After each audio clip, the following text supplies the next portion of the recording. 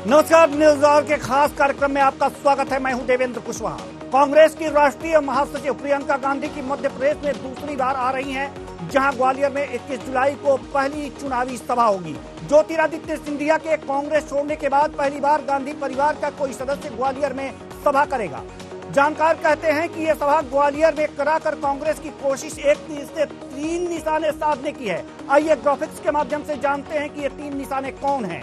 निशाना नंबर 1 हम ग्राफिक्स के माध्यम से जानेंगे कि निशाना नंबर 1 क्या है। ग्वालियर चंबल के 20% दलित वोटर्स को साधे रखना। कारण क्या है?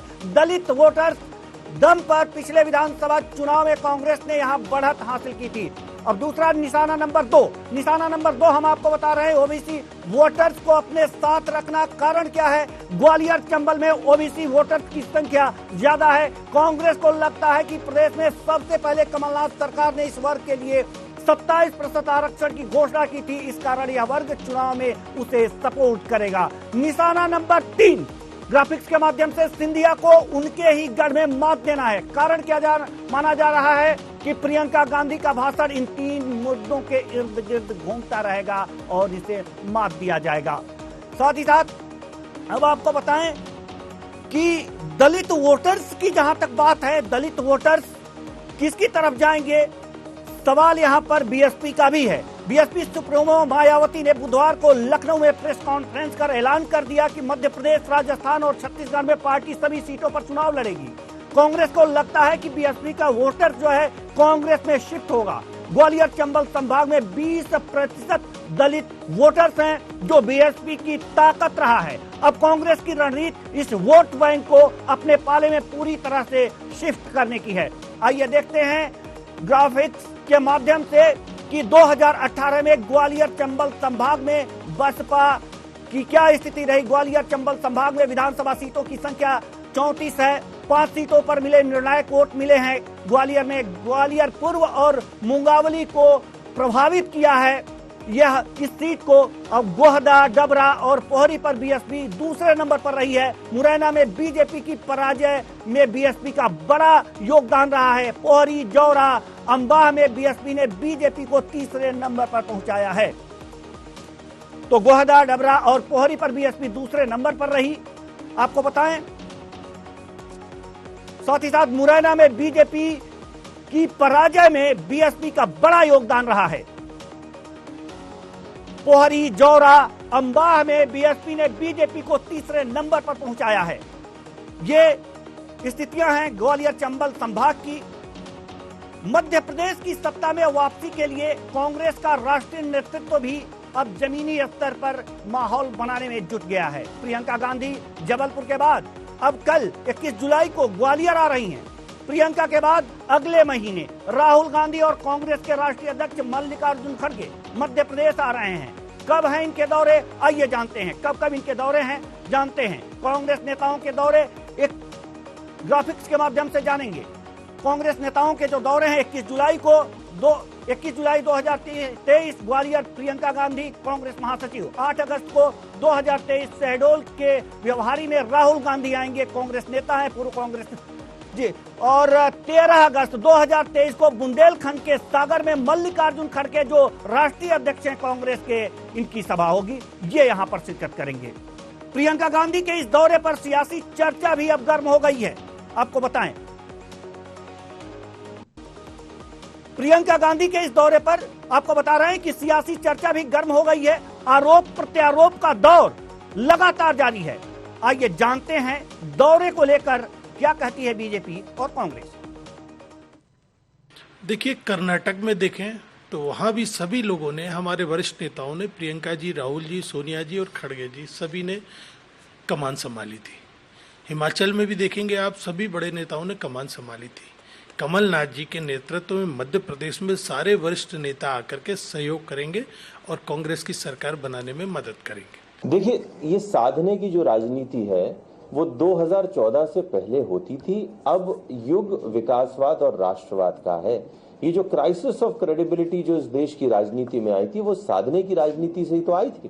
तो कांग्रेस ने इस देश के 75 सालों में लगभग 50 साल तक निरंतर शासन किया है। तो जिस भी वर्ग को वो साधने की बात करते हैं वहां पे उनका कच्चा चिट्ठा निकल कर आता है। कांग्रेस ने दलितों को छला, कांग्रेस ने आदिवासियों को छला, कांग्रेस ने मध्यम वर्ग को छला, और महिलाओं के प्रति तो कांग्रेस का जो रवैया है वो जग जाहिर है। तो ये साधने से काम होने वाला नहीं है।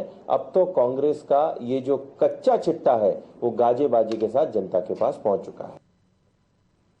तो इस तरह से प्रियंका गांधी के दौरे को लेकर के सियासत में आरोप प्रत्यारोपों का बाजार गर्म है। कांग्रेस का कहना है कि बड़े नेता हमारे आते रहेंगे और तमाम ऐसे प्रयास करेंगे कि जिससे कि लोगों को अपनी तरफ किया जा सके, वोटरों को लुभाया जा सके, लोगों की बातें की जा सके। वहीं बीजेपी का कहना है कि अब वो बातें रही नहीं। जब भी कोई बात आएगी तो 60 वर्ष का काला चिट्ठा सामने आ जाएगा। आज इसी मुद्दे पर चर्चा करेंगे कि आखिर प्रियंका गांधी जब आ रही हैं तो उनका क्या प्रभाव होने वाला है मध्य प्रदेश की राजनीति में। और इसके लिए जो हमारे साथ मेहमान जुड़े हुए हैं उनसे आपका परिचय करा दें। मंजरी जैन जी जो बीजेपी से हैं, बीजेपी प्रवक्ता है, बहुत बहुत स्वागत है आपका हमारे इस कार्यक्रम में। साथ ही साथ संजय महेंद्र जी कांग्रेस प्रवक्ता, आपका भी बहुत बहुत स्वागत है हमारे इस कार्यक्रम में। एल द्विवेदी जी वरिष्ठ पत्रकार, आपका भी बहुत बहुत स्वागत है हमारे इस कार्यक्रम में। चर्चा की शुरुआत करते हैं। मंजरी जैन जी, क्यों बीजेपी को लगता है कि प्रियंका गांधी के आने से मध्य प्रदेश की राजनीति में कुछ अच्छा नहीं होगा? क्यों लगता है कि प्रियंका के आने से मध्य प्रदेश में अच्छा नहीं होगा? निश्चित तौर पर सही बात है। प्रियंका जी के आने से मध्य प्रदेश में कुछ भी अच्छा नहीं होने वाला है। जो अच्छा होगा वो भारतीय जनता पार्टी की सरकार के द्वारा ही होगा। निश्चित तौर पर भारतीय जनता पार्टी की सरकार ने जो जनता के लिए काम किए हैं, जन कल्याणकारी काम किए हैं, जो विकास के काम किए हैं, हम उन्हीं के बेस पर आज जनता के बीच में जाते हैं, जनता से संवाद करते हैं और आगे भी चुनाव में जब हम जाएंगे तो इन्हीं कामों के बेस पर, विकास के बेस पर हम जनता के बीच में जाएंगे। निश्चित तौर पर जनता का हमें पूर्ण समर्थन मिलेगा और 2023 में भी मिलेगा और 2024 में भी मिलेगा। प्रियंका जी आए, उनका स्वागत है, मगर वो कुछ नहीं करने वाली है। प्रियंका जी का कोई यहाँ पर अस्तित्व नहीं है। प्रियंका जी का जो पूरा परिवार है आज वो जमानत पर घूम रहा है, चाहे वो राहुल जी हो, चाहे सोनिया जी हो। बड़े बड़े घोटालों में इनके नाम है और इनकी पूरी पार्टी आज भ्रष्टाचार में डूबी हुई है। सारे नेता आज किसी न किसी घोटाले में फंसे हुए हैं और इनमें से कई तो जमानत पर हैं, कई जेल जाने की तैयारी में और कई जेल में हैं। तो निश्चित तौर पर इससे इनका कोई असर नहीं होने वाला। मध्य प्रदेश में भारतीय जनता पार्टी की सरकार है, शिवराज सिंह जी की सरकार है और मोदी जी का जादू बिल्कुल मध्य प्रदेश में चलेगा। मोदी जी का जादू मध्य प्रदेश में चलेगा और प्रियंका जी आ रही हैं, कुछ खास असर होने वाला नहीं है ग्वालियर चंबल संभाग में। संजय जी, संजय महेंद्र जी, क्या कहेंगे? क्या है? नहीं, इसमें कहने की तो कोई बात ही नहीं है। जो भी कहेगी जनता कह ही रही है लगातार, और अब तो पूरा देश कह रहा है। आप देख ही रहे, ये मोदी जी का विकास, मोदी जी का जादू मणिपुर में सारी दुनिया को दिख रहा है। मगर भारतीय जनता पार्टी को इस बात पर शर्म नाम की कोई चीज नहीं है। 77 दिन बाद प्रधानमंत्री जी ने भाषण दिया, कुल 36 सेकंड, और उसमें भारतीय जनता पार्टी मत की बात कर रही थी, राजस्थान की, छत्तीसगढ़ की। अरे भैया, बिल्किस बानो के हत्यारों को आपने छोड़ा, उसका वो उस समय किसकी सरकार थी? बाबू बजरंगी को आपने छोड़ा, जिसने गर्भवती महिला का पेट चीरा था और ये बयान दिया था कि मैं तलवार पे लटका दूंगा गर्भस्थ शिशु को, और मुझे इसमें गर्व महसूस होता है। उस समय किसकी सरकार थी? महेंद्र जी, सरकार अभी तथाकथित संस्कारी सरकार ना तो बंद करती है, सरकार छोड़ती है। मैडम आप एक मिनट रुक जाओ। आप एक मिनट रुक जाओ मैडम एक मिनट रुक जाओ, एक मिनट रुक जाओ। इस तरीके से बहस नहीं होगी। देखिए मंजरी जी, नहीं बिल्कुल आप मुझे बिल्कुल नहीं, मैं कह रहा हूँ आप बिल्कुल नहीं टोकेंगी मुझे, उसका कारण बता रहा हूँ। मैंने आपकी बात बिल्कुल ध्यान से सुनी। मेरे डिबेट में बैठने का तरीका ये नहीं है कि दो लोग बराबर बोले, दर्शकों का समय खराब हो। आपकी बात ध्यान से सुनी, लेकिन आप सही बात करिए। अरे आप नहीं कहाँ सुन रही है? जब आपका टर्न आए तब आप, जब आपकी बारी आए, जब आप ठीक है एल द्विवेदी जी, ठीक है, हम वरिष्ठ पत्रकार एल द्विवेदी जी के पास जाना चाहेंगे। एल द्विवेदी जी, सवाल यहां पर यह है कि प्रियंका गांधी ग्वालियर चंबल संभाग में आ रही हैं 21 जुलाई को, यानी कि कल, और सभाएं होंगी, चुनावी सभा होगी। क्या लगता है, कांग्रेस ये कह रही है कि ग्वालियर संभाग में, ग्वालियर चंबल संभाग में ये आ रही हैं तो उसका असर होगा, और सिंधिया जी के जाने के बाद उनका यह पहला आगमन है। ऐसे में वहां की राजनीतिक विषाद किस तरह से होगी, किन किन वोटरों के, किन किन वर्गों के वोटरों पर इनकी नजर होगी, और क्या क्या मुद्दे वहां उछाले जा सकते हैं? देखिए, निश्चित तौर पर जिस प्रकार से चुनाव की घड़ियां नजदीक आ रही हैं, कुछ समय बाद मध्य प्रदेश में विधानसभा के चुनाव होने हैं और लगातार राजनीतिक दौरे बड़े जो नेता हैं, शीर्ष नेता हैं, चाहे वह भारतीय जनता पार्टी के हो, चाहे वह कांग्रेस के हो, चाहे अन्य दलों के हो, उनका लगातार मध्य प्रदेश में लगातार जनसभा और रैली का लगातार आयोजन हो रहा है। इसी तारतम्य में प्रियंका गांधी जी ग्वालियर आ रही हैं। कहीं ना कहीं चंबल को एक ऊर्जा प्रदान करने के मद्देनजर वो उनका दौरा ये प्रस्तावित है, और मुझे लगता है कि इस दौरे को लेकर के जो एक विभिन्न रूट मैप है और रोड मैप है वो तैयार कर लिया गया है। अब देखना इसमें सबसे महत्वपूर्ण बात ये हो जाती है कि चंबल को लेकर के जो एंटी इनकम्बेंसी फैक्टर है, सिंधिया जी का जो फैक्टर है, वहां पर जिस प्रकार से भाजपा की सीटें कम हुई हैं, ये बहुत ही महत्वपूर्ण रैली मानी जा रही है। क्योंकि मुझे ऐसा लग रहा है कि आने वाले समय में चंबल से ज्यादा सीटें जो हैं वह कांग्रेस को बढ़त की ओर ले जा सकती हैं। लेकिन हाँ, वहां पर अभी कांग्रेस पार्टी को ग्राउंड वर्क और जो अपना होमवर्क है वह बहुत ज्यादा और बहुत सारा काम उनको वहां पे करना है।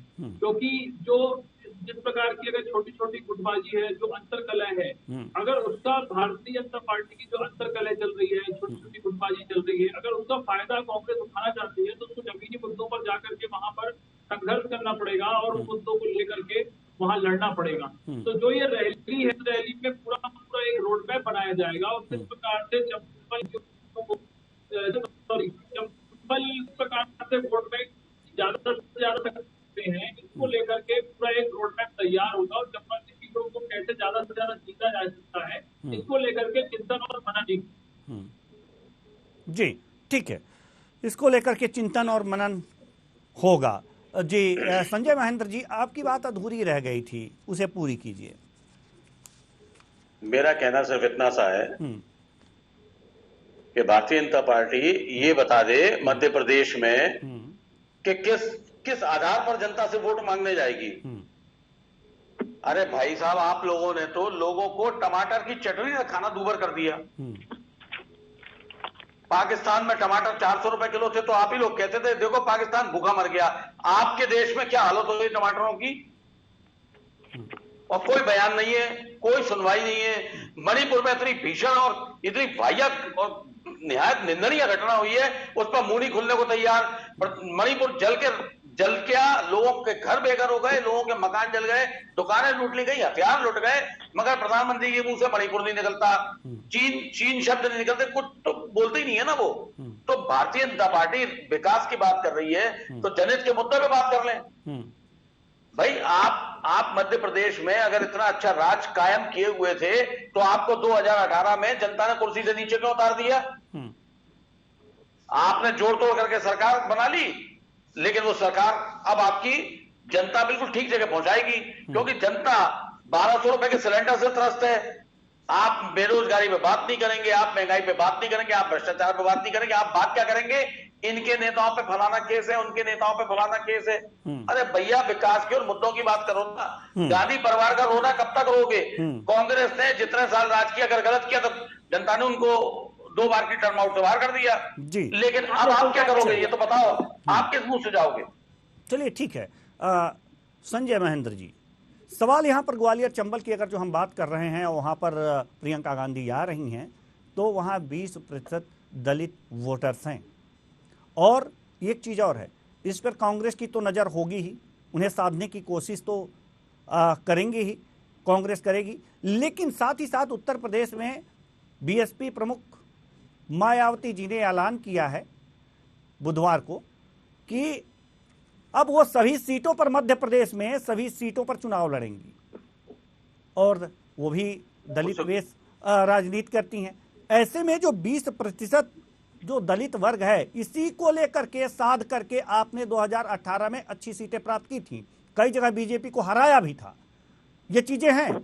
तो इस बार अगर जो बीएसपी यहां पर चुनाव लड़ती है तो क्या होगा? फिर एक बार कुछ नहीं होगा जी, कुछ नहीं होगा, सारे 20% आपके पास नहीं होगा देवेंद्र जी। बहुत मैं आपको बता रहा हूं, जी, समझाइए। बहुजन समाज पार्टी अपना जनाधार पूरी तरह खो चुकी है जी। क्या होता है, जैसे बरसात आती है, बरसाती मेंढक उस समय बरसात में बाहर आते हैं, तो वहां से बहन कुमारी मायावती जी लोगों से कहेंगे और लोग चुनाव लड़ने के लिए उतर आएंगे और सारा जनमत ले आएंगे। जैसे इन्होंने किया क्या है बीएसपी ने, जरा बताएं। तो लड़ने सारी सीटों पर चुनाव, कोई फर्क नहीं पड़ना। दूसरी बात, कमलनाथ जी ने तो ओबीसी को और वर्ग को 27% आरक्षण 2018 में क्या किया था बीएसपी ने? बीएसपी ने तो बीजेपी को तीसरे स्थान पर पहुंचा दिया था जी। आंकड़े आपके पास मौजूद हैं जी। मेरे से क्यों कहलवा रहे हैं जी। तो हमसे तो हम तो फिर भी कम नुकसान में थे ना। सबसे ज्यादा नुकसान तो भारतीय जनता पार्टी को उठाना पड़ा था। लेकिन उस समय आप एक बात समझिए, लेकिन उस समय सिंधिया जी आपके साथ थे, उनका तो असर होगा ही, उनका क्षेत्र। वही मैं कहने वाली नहीं, किसी देखिए, मैं बिना कहे आपकी बात का जवाब दे देता हूं। अभी ग्वालियर में महापौर का चुनाव हुआ था, तब भी तो सिंधिया जी साथ खड़े थे उनके। कौन जीता महापौर 57 साल बाद? पूरी भारतीय जनता पार्टी ने एड़ी चोटी का जोर लगा लिया, लेकिन महापौर तो कांग्रेस का बना ना। इसके अलावा मैं सीधे सीधे बता देता हूं, सिंधिया जी ने आज भाजपा ज्वाइन की है, आज मतलब ताजी ताजी, और अब वो जिस तरीके से कांग्रेस के ऊपर हमला बने, तो उनके जो वीडियो वायरल हुए हैं और जो 18 साल से वो कांग्रेस में बैठ के मलाई गा रहे थे, इसका मतलब भ्रष्टाचार की मलाई गा रहे थे, और भाजपा में जाते ही दामन दूर से धुल गया। तो मतलब आप कहना क्या चाहते हैं कि वो कांग्रेस में थे तो भ्रष्टाचारी थे या नहीं थे? कहना क्या चाह रहे, पहले ये बता दीजिए। नहीं, अब वो भारतीय जनता पार्टी में जाके जो कांग्रेस को भ्रष्टाचारी बता रहे हैं, तो क्या कांग्रेस में उस समय खुद भ्रष्टाचारी थे? क्या वो भ्रष्टाचार की मलाई गा रहे थे क्या? जी, ठीक है मंजरी जैन जी, मैं 15 सेकंड लूंगा, इससे ज्यादा समय नहीं लूंगा। ठीक है। मुद्दा ये है कि चुनाव होगा जनहित के मुद्दों पे। भारतीय जनता पार्टी चाहे जितना गुमराह कर ले, युवाओं को नौकरी नहीं है, महिलाओं को सुरक्षा नहीं है, रोजगार नहीं है, कहां जाएगा आदमी? महंगाई से घर चलाना मुश्किल है। चलिए, ये बात आप कह चुके हैं, ठीक है, हम आएंगे। हो गया जी मंजरी, इसी बात को बराबर कहेंगे। जी बिल्कुल, कहना भी चाहिए, विपक्ष का काम ही है। जी मंजरी जी।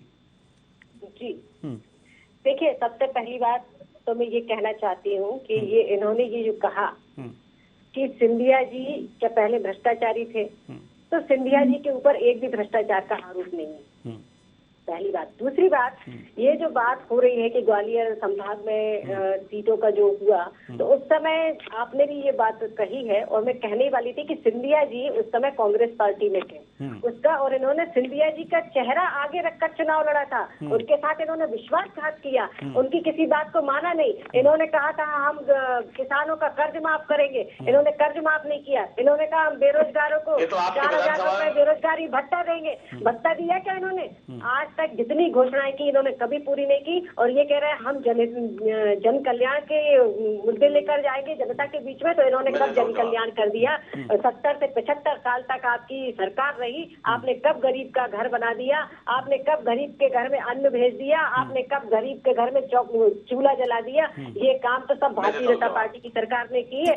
आपको तब याद नहीं आई गरीब की, जब वो है ना, जब वो कच्चे मकानों में रहते थे, बरसात में टप उनके यहाँ पानी बरसता था, तब आपको याद नहीं आई? ये याद आई पीएम मोदी को, क्योंकि वो जिस स्तर से आए थे, गरीबी उन्होंने देखी थी और उन्होंने उस संवेदना को समझा, उनके दर्द को समझा, तो पीएम आवास योजना आई। ऐसे ही माननीय मुख्यमंत्री जी ने गरीब के हर दर्द को समझा, तभी वो लाडली लक्ष्मी और कन्यादान योजना जैसी, और आज जो बच्चों के लिए उन्होंने। आप हमें ये बताइए मंजरी जी, आप हमें ये बताइए कि 20% वोट है दलित ग्वालियर चंबल संभाग में, दलित वोटर्स पर कांग्रेस की निगाह है, बीजेपी उसे कैसे अपनी तरफ मोड़ेगी? हालांकि अब तो प्रियंका गांधी को तो कांग्रेस ने छला है, अभी शिवपुरी में रिसेंट जो घटना हुई, जो सरपंच महिला थी, इनके कांग्रेस के नेताओं ने, कार्यकर्ताओं ने उनको दौड़ा दौड़ा कर मारा, घसीट कर मारा, उनके बच्चों को मारा, उनके पति को मारा। ये कहाँ से दलित ऐसी है? आज भारतीय जनता पार्टी की सरकार ने, चाहे वो दलित हो, चाहे आदिवासी हो, चाहे सामान्य हो, चाहे महिला हो, चाहे युवा हो, चाहे बेरोजगार हो, चाहे वृद्ध हो, हर वर्ग के लिए काम किया है। और आज 100 करोड़ का यदि मंदिर बनने जा रहा है संत रविदास जी का सागर में, तो वो भारतीय जनता पार्टी की ही देन है। आज कितने कार्य दलितों के लिए और आदिवासियों के लिए भारतीय जनता पार्टी की सरकार ने की है। इन्होंने तो सिर्फ वोट की राजनीति की है। इन्होंने तो दलित और आदिवासियों को सिर्फ वोट बैंक समझ रखा था। यदि उनके दुख और दर्द की यदि चिंता की है तो माननीय मुख्यमंत्री जी ने और माननीय प्रधानमंत्री जी ने की है। ये सिर्फ अब ये जो अभी कह रहे थे ना कि बरसाती मेंढक है, बरसाती मेंढक तो ये है, चुनाव आया, बरसात आ गई, तो बस ये अब अपने बिलों से निकल कर आ गए, ये सभा वो सभा। आज प्रियंका जी जबलपुर जा रही है, कभी ग्वालियर आ रही, कभी कहीं जाएंगी। ये है चुनावी मेंढक। हम चुनावी मेंढक नहीं है। हम तो पूरे टाइम जनता के बीच में, जब विपक्ष में थे तो विपक्ष की आवाज बन के हमने धरना आंदोलन सड़क पर दिए और जनता को दिखाया इनका चाल चरित्र और चेहरा।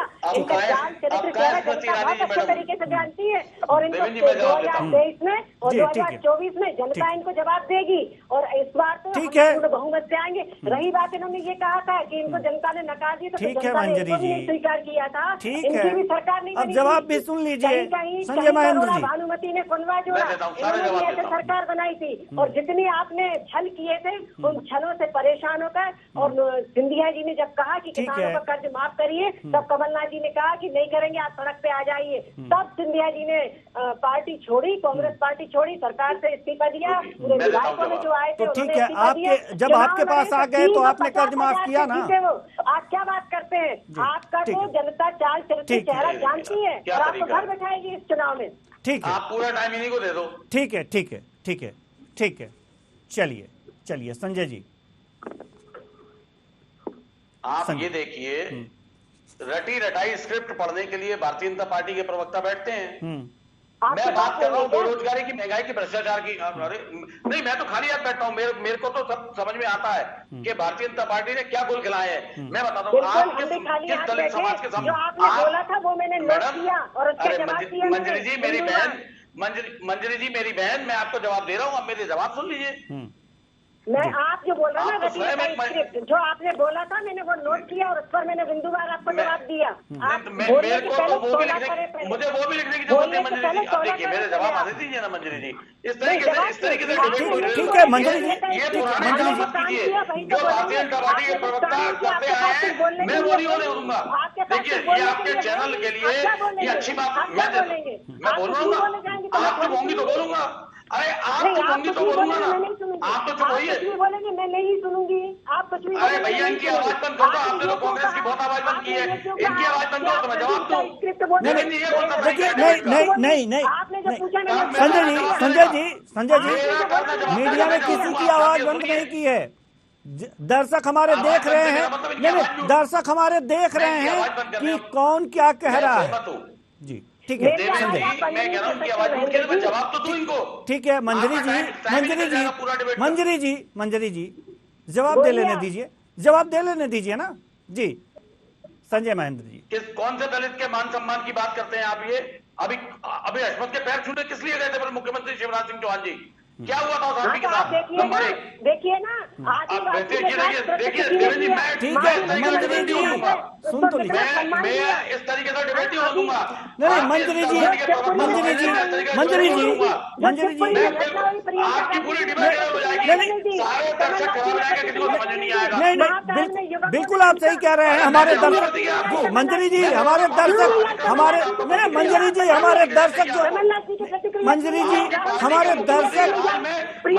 इस तरह की डिबेट से जी, इस तरह की डिबेट से दर्शक कंफ्यूज होते हैं। मुख्यमंत्री के राज में महिलाओं को निरस्त करके घुमा दिया, पूरा देश शर्मसार है। और भारतीय जनता पार्टी के प्रवक्ता महिलाओं के साथ अत्याचार कर रहे हैं, महिलाओं की जनप्रतिनिधि को घसीट के मार रहे हैं। आप क्या बात करते हैं? देखिए इस तरीके, मैं क्या कह रहा हूँ, आपकी अपनी बारी है, पूरी बात करना। देवेंद्र कुशवाहा जी, ये तरीका बिल्कुल गलत है डिबेट का। मंजरी जान जी, जी हमें आपकी आवाज आपको क्या लग रहा है? म्यूट करने के लिए मजबूर मत कीजिए मंजरी जैन जी। मंजरी जैन जी, संजय जी को बोलने दीजिए। देखिए, आप मेरे चैनल पे आप नहीं, आप हमारी मेहमान हैं, हमारी आदरणीय है, सम्मानित हैं आप, लेकिन मजबूर मत कीजिए। नहीं, मजबूर मत कीजिए मुझे। मंजरी जैन जी शांत हो जाइए। जी संजय जी। मेरा कहना सिर्फ इतना सा है, ये चुनाव मुद्दों की और जनहित की या बात पर लड़ा जाएगा। राम मंदिर की बात ना करें ये, और फिर बात अगर इस तरीके के मुर्दे उखाड़ेंगी, गले मुर्दे पुराने वाले, तो बात बहुत लंबी आगे चली जाएगी। तो मेरा कहना यह है कि मुद्दों पर सीमित रहे। आप तो बात करो 1200 रुपए के सिलेंडर की, आप बात करो 100 रुपए से ऊपर पेट्रोल डीजल की, आप बात करो 100 रुपए के आसपास सीएनजी की, आप बात करो 250 रुपए किलो टमाटर की, आप बात करो 200 रुपए किलो अदरक की, आप बात करो 400 रुपए किलो धनिये की, आप बात करो 80 रुपए किलो की सब्जियों की। एक आम आदमी खाएगा क्या? आपको क्या लगता है कि बूथ पर आप भेज देंगे ट्रेंड करके अपने लोगों को तो उनके पेट नहीं लगा? आप हम सब जो यहां बैठे अपना घर नहीं चलाते? इस महंगाई से कौन त्रस्त नहीं है? आप बता दो मुझे। मैं बोलूंगा तो फिर लोगों को बेरोजगार लोगों को 80 करोड़ लोगों को आपने इस देश में 80 करोड़ लोगों को आपने 5 किलो अनाज पे लाके खड़ा कर दिया। ये भारतीय जनता पार्टी का राज है। अगर उनको 5 किलो अनाज नहीं मिलेगा तो भूखे मर जाएंगे देश के 80 करोड़ लोग।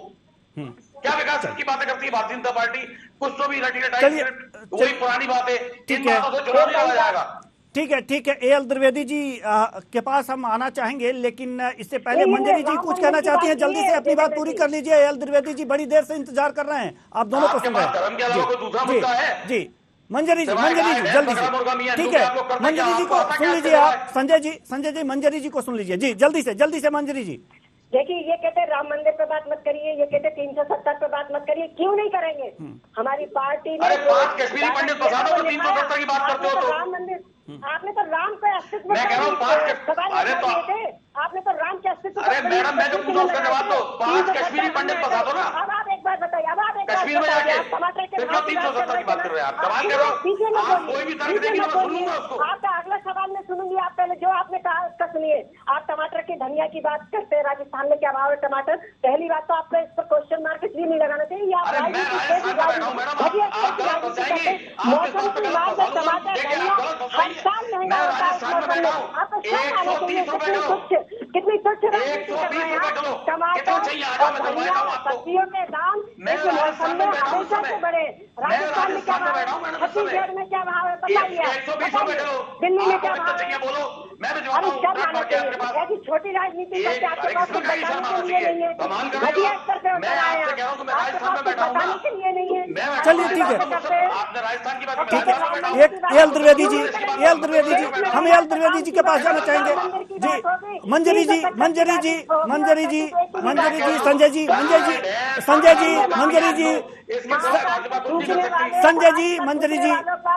एल द्विवेदी जी के पास हम जाना चाहेंगे। एल द्विवेदी जी वरिष्ठ पत्रकार हमारे पास बैठे हुए हैं।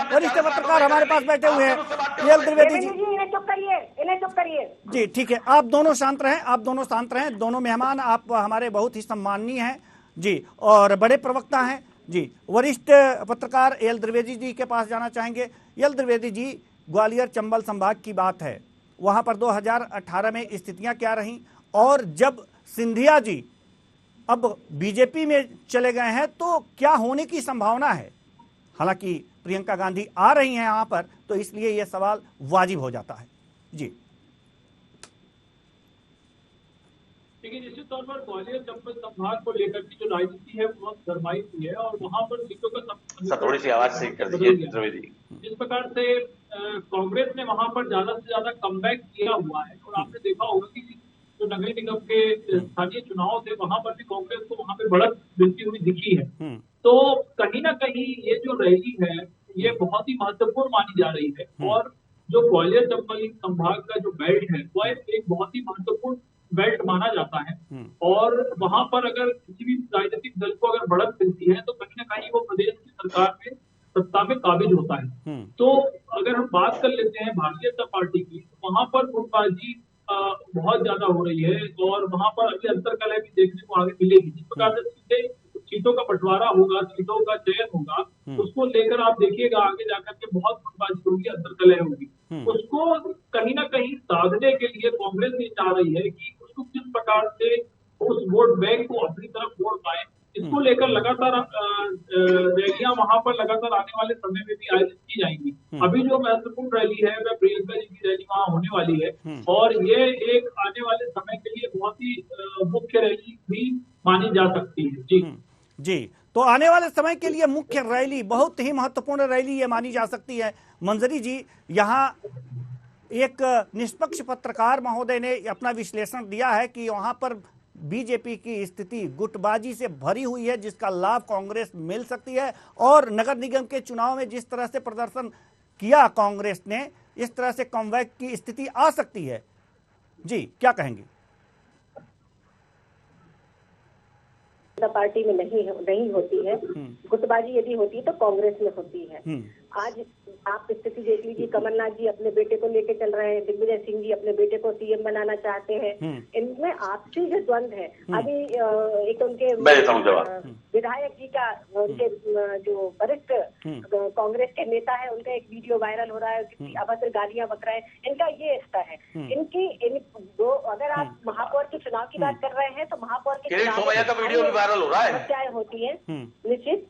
सज्जन सिंह वर्मा जी का, ठीक है, बात समझ में आ गई आपकी। गालियां दे रहे हैं, ठीक है, ठीक है। हमारे पास बहुत कम समय बचा है। जयवर्धन सिंह जी जब हमारे पास समय नहीं है मंजरी जी, कुछ हुई, जूते चले, और एक महिला। ठीक है संजय महेंद्र जी, जल्दी से जवाब दीजिए, हमारे पास बिल्कुल ही समय नहीं है। मंजरी जी, ठीक है, संजय महेंद्र जी, देखिए क्या है जी, जल्दी से, कम शब्दों में। 5 एजेंडे ने सीधे लिखा है कि भारतीय जनता पार्टी अगला 2024 का चुनाव मोदी के चेहरे पर नहीं जीत सकती। जी, जनता आपसे सुबह से लेकर शाम तक एक ही सवाल पूछेगी, किस पेट का, महंगाई का, बेरोजगारी का, भ्रष्टाचार का हमारे को क्या इलाज दे रहे हो आप? कुछ नहीं दे रहे। जिस लाडली बहन योजना की ये बात कर रहे हैं, उसमें 400 रुपए का जबरन बीमा करके दे रहे हैं, 600 रुपए दे रहे हो, दूसरे हाथ से 1200 रुपए छिड़ा रहे हो। कैसी बातें करते हो आप? ठीक है। जनता गुमराह नहीं होगी, जनता गुमराह नहीं होगी, और जनता को कोई गुमराह कर भी नहीं सकता, चाहे कोई भी राजनीतिक दल हो। मंजरी जी, संजय जी, कोई भी राजनीतिक दल हो, जनता को कोई गुमराह नहीं कर सकता। बहुत बहुत धन्यवाद तीनों मेहमानों का, आप आए और अपने अपने विचार साझा किए। तो कुल मिलाकर के प्रियंका गांधी का ग्वालियर चंबल संभाग में कल दौरा है, और मध्य प्रदेश आ रही हैं। उनका ग्वालियर चंबल संभाग में वो जनसभा को संबोधित करेंगी, और साथ ही साथ दलित वोटर्स और पिछड़े वर्ग के वोटर्स को साधने का प्रयास होगा। वहां पर सिंधिया जी के बीजेपी में चले जाने से जो रिक्तता है वो भरने की कोशिश की जाएगी, और देखना यह होगा कि इस सभा से यह रिक्तता कितनी भरपाई हो पाती है। बहुत बहुत तो बस इस कार्यक्रम में बस इतना ही, मुझे दीजिए।